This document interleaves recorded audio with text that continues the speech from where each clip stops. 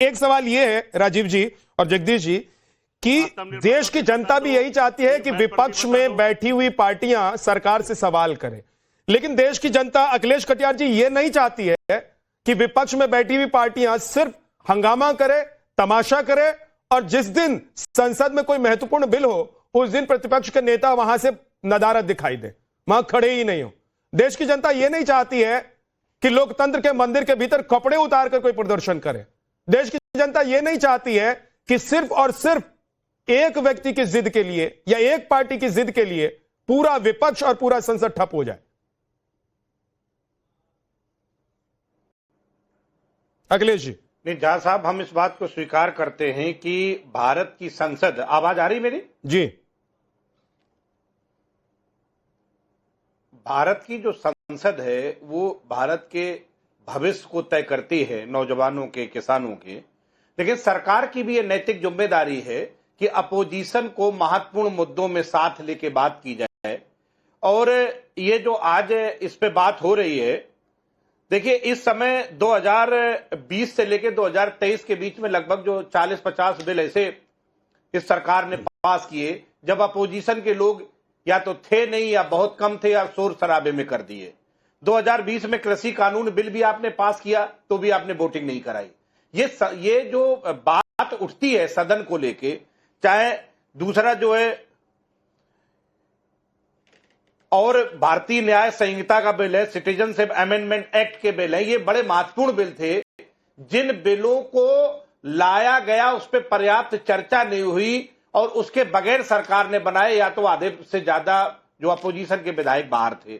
तो संसद में जो पार्लियामेंट के जो हमारे नेता हैं, जो लोकसभा अध्यक्ष हैं बिरला साहब, उनको चाहिए कि इस सब तरीके का एक सही वातावरण बनाए, गंभीर चर्चा हो और चर्चा में हम कोई फैसला करें तो वो फैसला जो देश के लिए सही हो, भारत की आवाम के लिए सही हो। ठीक। विनीत सिंह जी, क्या विपक्ष को यह नहीं पता है कि भाई एक प्रस्ताव वो लाने जा रहे हैं, उस प्रस्ताव में मुंह के बल वो गिरेंगे, उसके बावजूद वो प्रस्ताव लाना? जब भी कोई किसी बड़े मुद्दे पर संसद में चर्चा हो रही होती है उस वक्त सबसे महत्वपूर्ण व्यक्ति जो नेता प्रतिपक्ष है उसका गायब हो जाना, या खड़े होकर संसद के माहौल के भीतर की गंभीरता और उसकी मर्यादा को नहीं बनाए रखने, ये तमाम आरोप आप लोग लगाते हैं। लेकिन बात तो यह भी है ना, सवाल यह भी है कि आप लोग क्या विपक्ष को नहीं समझ रहे हैं? विपक्ष अपनी भूमिका निभा रहा है, आप लोग जबरदस्ती उनका मुंह बंद कर देना चाह रहे हैं क्या? विनीत जी। विद्या भाई, पहले तो इस पैनल में बैठ के लोग राहुल गांधी की तुलना कर रहे हैं भगवान श्री कृष्ण से, जैसा कि सपा के प्रतिनिधि को इस पर जवाब देना चाहिए। भाई हद है चाटुकारिता का। और आपने बिल्कुल सही कहा कि घर में नहीं दाने और अम्मा चली भुनाने। इनके पास संख्या बल नहीं है, फिर भी वितंडा फैलाने के लिए काम करना। और ये पहली बार नहीं है। ये 2023 में ओम बिरला के विरुद्ध में ही ये लाने की बात हुई थी, लेकिन संख्या बल उससे भी नहीं था, हिम्मत नहीं कर पाए। जगदीप धनखड़ के विरुद्ध भी उन्होंने काम किया था, उससे भी संख्या बल नहीं थी। मुंह की बल खाते हैं सर, तर्क के सामने इनके मनगढ़ंत जो किस्से हैं वो टिक नहीं पाते हैं। और अभी एक बात हो रही थी कि भैया वन साइडेड बिल पास कराते हैं। मणिपुर का नाम लिया, अरे मणिपुर पर तो चर्चा कर रहे थे, आप भाग के चले गए। इलेक्ट्रॉल बॉन्ड पे, वंदे मातरम पे, अभी फार्मर इश्यूज की बात आई थी, राज्यसभा से किसने वॉकआउट किया था? एक नहीं विद्या भाई, ऐसे कई वाकया हैं जहां पे की ऑपोजिशन जो है इंडिया अलायंस से सुनना ही नहीं चाहता है। शूट एंड स्कूट आपने बोल दिया और निकल गए। अरे भैया हम तो लेके चलते हैं, आप बैठिए, हमारी बात सुनिए ना। महत्वपूर्ण क्या है विद्या भाई कि जो विपक्ष है जो ना अपने जिम्मेदारियों के प्रति गंभीर है, ना जनता के प्रति गंभीर है। सदन में हर दिन करोड़ रुपया जाया हो रहा है, पर इनको मतलब नहीं है। बात क्या करेंगे? अनर्गल बात, जो कि सरकार जवाब देना चाहती है लेकिन ये सुनना नहीं चाहते हैं। कहने का मतलब लुबे लुबाब यही है कि ऐसा नीरस, ऐसा निगेटिव विपक्ष यकीन मानिए विद्या भाई, ना आपने देखा होगा ना हमने देखा होगा। और भगवान के लिए कम से कम भगवान श्री कृष्ण की तुलना राहुल गांधी से तो ना किया कीजिए। घनेंद्र भारद्वाज जी, क्या आप लोग संसद को नहीं चलने देना चाह रहे हैं? आप लोगों का एक मोटिव है कि भाई सरकार के खिलाफ इतना हंगामा करो, प्रस्ताव कोई भी ले आओ, चाहे वो पास हो नहीं हो, पता है कि वो गिरना है, लेकिन कम से कम इसी बहाने 2 दिन हंगामा चलेगा और विपक्ष सुर्खियों में बना रहेगा, जैसा अवधेश जी कह रहे हैं। उसी पर डिबेट होगी, वही खबरें अखबार में छपेंगी, सोशल मीडिया पर वही चलेगा। तो विपक्ष की भूमिका क्या सिर्फ सुर्खियों में बने रहना है? विद्यानाथ जी आवाज आ रही है? जी बोलिए। हाँ, विद्यानाथ जी, स्पीकर का पद जो होता है कॉन्स्टिट्यूशनल पोस्ट होती है, और मेरे मानना है कि जब कोई आदमी स्पीकर बन जाता है किसी हाउस का, तो वो एक न्यूट्रल एम्पायर की तरह होता है। लेकिन ओम बिरला पहले दिन से ऐसे लग रहा है जैसे आज भी भारतीय जनता पार्टी के कार्यकर्ता की तरह काम करते, कार्यकर्ता की भूमिका में है। पिछले लगातार 2014 से लेके अब तक ओम बिरला ने लोकतंत्र की हत्या करने का काम करा है। ओम बिरला आज भी भारतीय जनता पार्टी के कार्यकर्ता, ओम बिरला का काम क्या है? ओम बिरला का काम यह कि अगर संसद में कोई विपक्ष का सांसद अगर सरकार से सवाल पूछ रहा है तो उसको उठा के सस्पेंड कर देते हैं, उसको हाउस से बाहर निकाल देते हैं। सरकार से जवाब नहीं मांगते, मंत्री से जवाब नहीं मांगते, प्रधानमंत्री से जवाब नहीं मांगते, विपक्ष के सांसदों को उठा के बाहर फेंक देते।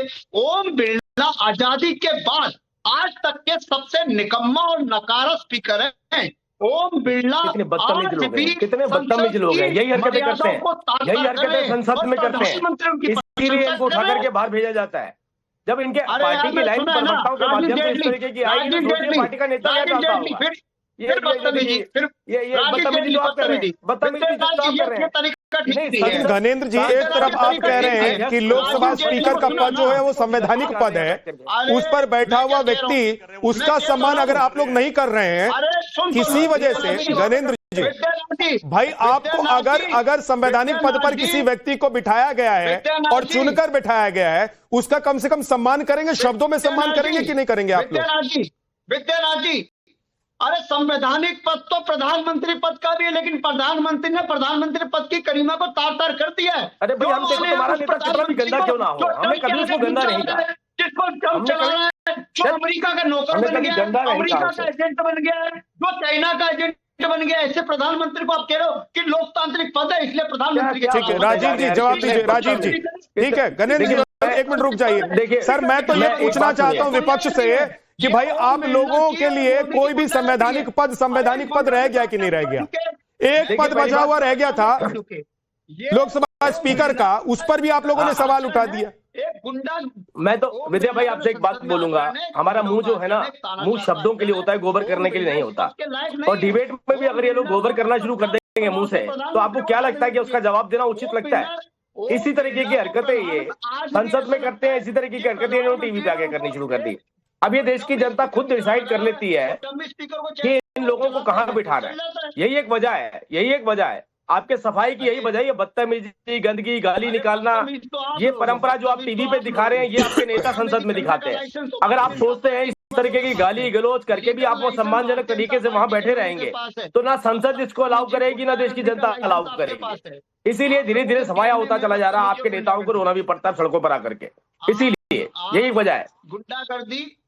गुंडागर्दी आप लोगों के डीएनए, बदतमीजी आपके डीएनए में पूरा। नहीं, गुंडागर्दी तो आप देख रहे हैं, दुनिया देख रही है आपको किस तरह की गुंडागर्दी कर रहे हैं। पार्टी नहीं है, कैसी भाषा लेकर के आए हैं, कैसा अरविंद केजरीवाल जी ने ट्रेनिंग देके आपको भेजा है। एक बात गणेंद्र भारद्वाज, आप ये कह रहे हैं, एक सेकंड रुक जाइएगा भारद्वाज जी, रुकिए।